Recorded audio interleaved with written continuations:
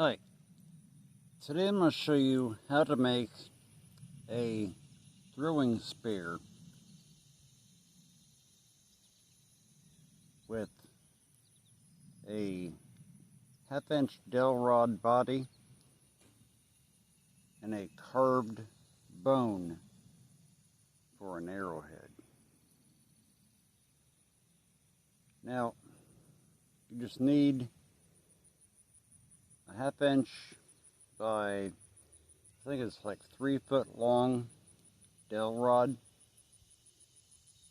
and you need to take a beef rib bone, split it, and then trim it into a sharp point at the end. Now, back in the days where they used to make these for a weapon, they would use, I'm sure, some sort of leather or other material to wrap the bone for security to the arrow rod part itself, but I don't have any leather, so I did it with just wrapping a shoestring tightly around the arrowhead and attaching it to the dowel rod. Now, that being said, you will need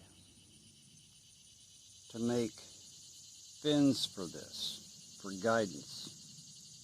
If you don't, your guidance is going to be all over the place. So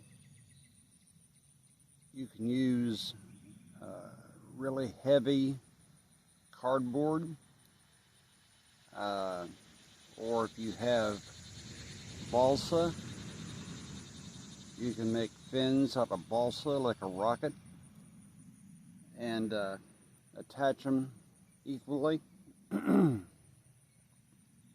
at the bottom of the dowel rod. It can be 3 separated equally, or 4 preferred. But if you do that and then take the center of gravity of your throwing spear and throw it,